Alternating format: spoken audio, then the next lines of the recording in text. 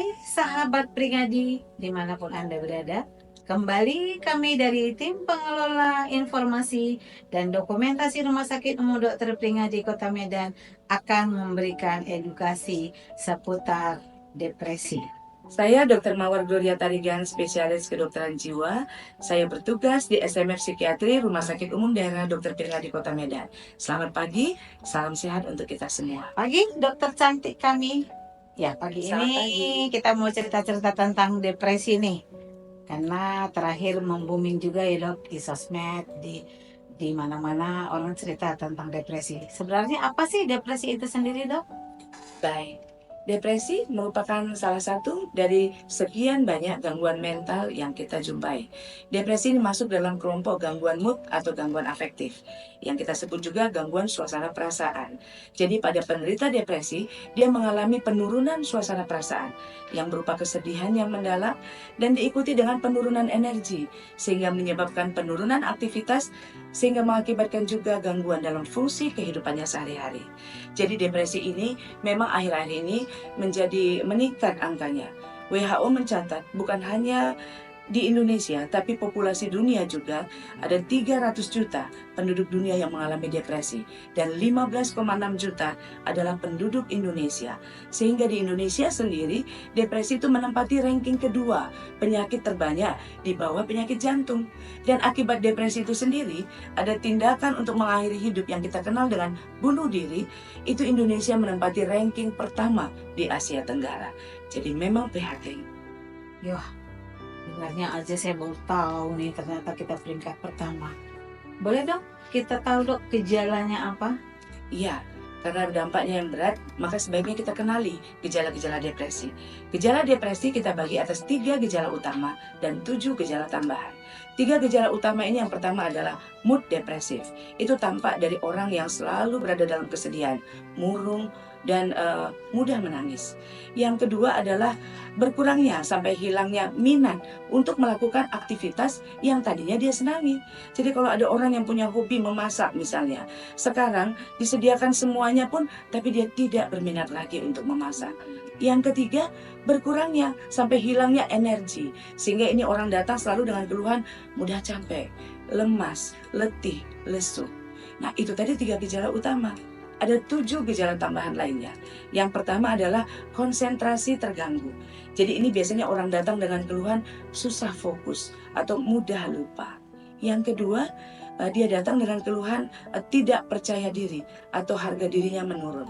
Nah, ini biasanya orang sudah merasa tidak pede sehingga akhirnya tidak bersosialisasi lagi. Yang ketiga, itu adalah pesimis terhadap masa depan. Jadi orang ini kalau ditanya rencana ke depan apa, dia akan bilang sekarang aja bisa hidup sudah syukur, tidak lagi bisa melihat ke depan. Yang keempat ada rasa bersalah yang berlebihan. Sehingga pada orang-orang seperti ini, kadang-kadang itu ada satu person yang bukan sepenuhnya dia bersalah, tapi dia cenderung menyalahkan dirinya. Yang kelima, adanya gangguan ya dalam pola tidur ya. Pada pasien depresi, pola tidur yang terganggu itu biasanya di tengah dan di akhir. Untuk masuk tidur bisa dia, tapi terbangun tengah malam dan tidak bisa tidur lagi, atau bangun kepagian dan tidak bisa tidur lagi. Yang keenam, ada gangguan pola makan. Pasien depresi biasanya menurun selera makannya, sehingga kadang-kadang menu favorit pun ada di depannya, dia tidak selera makan. Dan yang terakhir ya, ini yang berat, ide sampai percobaan bunuh diri. Jadi kalau kita ketemu dengan sahabat kita yang baru ide saja, dia cerita dengan kita bahwa rasanya saya udah putus asa ya, pengen mengakhiri hidup. Itu kita tidak main-main untuk menyikapinya. Karena dari mulai ide sampai percobaan bunuh diri, ini akan mungkin dilakukannya. Jadi sungguh ini harus dicermati. Ada 3 plus 4 tadi ya dokter. Plus 7. Plus 7. Oh iya. Plus 7 ya. Jadi kira-kira nih haruskah ke-10-nya kita miliki maka kita boleh dikategorikan di depresi dok? Iya, sebenarnya tidak semuanya. pedoman kita adalah PPDGJ, Pedoman Penggolongan Diagnosis Gangguan Jiwa di Indonesia. Di sana dikatakan bahwa suatu depresi yang ringan kalau kita mengalami 2 gejala utama dan 2 gejala tambahan. Depresi sedang kalau kita mengalami 2 gejala utama ditambah dengan 3 gejala tambahan atau 4 gejala tambahan. Dan kalau kita dikategorikan depresi berat, kita mengalami 3 gejala utama ditambah minimal 4 gejala tambahan. Dan ini semua harus kita alami minimal 2 minggu. Begitu. Oh, 2 minggu ya. Ya. Oke dokter, tadi udah panjang lebar nih, apa itu depresi, apa itu gejalanya. Sekarang kita cerita penyebab nih dokter. Faktor penyebab depresi kita bagi dalam 3 kelompok. Yang pertama adalah faktor genetik yang kita sebut sebagai faktor turunan. Adanya riwayat dalam keluarga yang menderita depresi. Apakah orang tuanya, ataukah saudara kandungnya, saudara kandung dari ayah dan ibu, atau anak-anak dari saudara kandung ayah dan ibu, itu bisa menyebabkan keturunan berikutnya kemungkinan mengalami depresi. Yang kedua adalah stresor psikososial. Ini adalah peristiwa-peristiwa dalam hidup kita yang membuat kita mengalami perubahan dalam hidup kita, di mana kita harus mampu untuk beradaptasi atau mampu mengatasinya. Contohnya, misalnya kehilangan orang-orang yang kita cintai, misalnya kehilangan orang tua, kehilangan sahabat, kehilangan anggota keluarga. Dan selain itu adalah kehilangan mata pencaharian atau kehilangan pekerjaan. Kemudian kegagalan, apakah itu kegagalan di dalam mencapai sesuatu yang sudah kita perjuangkan, ataukah itu kegagalan dalam suatu hubungan, misalnya dalam perkawinan atau dalam suatu hubungan percintaan. Kemudian apalagi misalnya ini ada trauma pada masa lalu, trauma pada masa kecil, ya itu bisa mengakibatkan terjadinya depresi di kemudian hari. Kemudian adalah penyakit-penyakit kronis ya seperti DM, stroke, ataupun penyakit-penyakit terminal seperti kanker ya. Dan terakhir adalah penyalahgunaan zat ya. Sebaiknya kita jangan coba-coba untuk menggunakan seperti alkohol dan yang sejenisnya. Kemudian sikap hidup yang tidak mengisolasi diri, itu juga bisa mengakibatkan terjadinya stresor psikososial. Dan yang terakhir adalah faktor biologis. Di sana ada ketidakseimbangan neurotransmitter di otak. Contohnya adalah penurunan dopamin, serotonin, dan noradrenalin.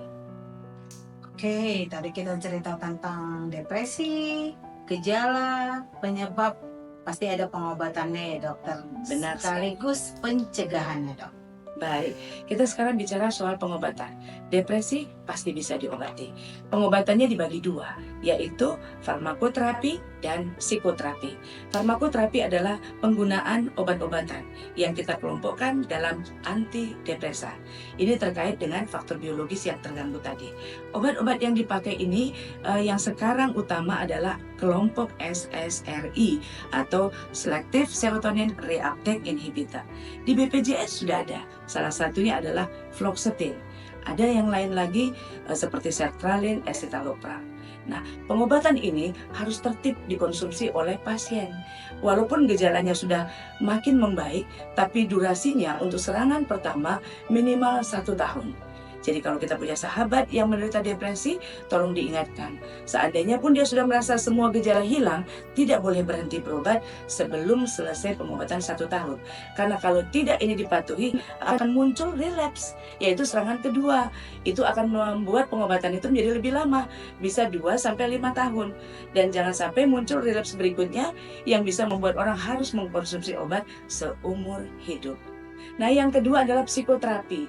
Kita harus juga mengedukasi pasien, mulai dari psikoterapi yang sederhana, yaitu psikoterapi suportif, sampai kepada CBT, yaitu Cognitive Behavior Therapy, yang mengubah cara berpikir dan perilaku seseorang. Nah, kan kita mengetahui ya, ada peribahasa lebih baik mencegah daripada mengobati. Maka alangkah lebih baiknya tips pencegahan ini boleh kita lakukan sejak dini. Apa saja itu?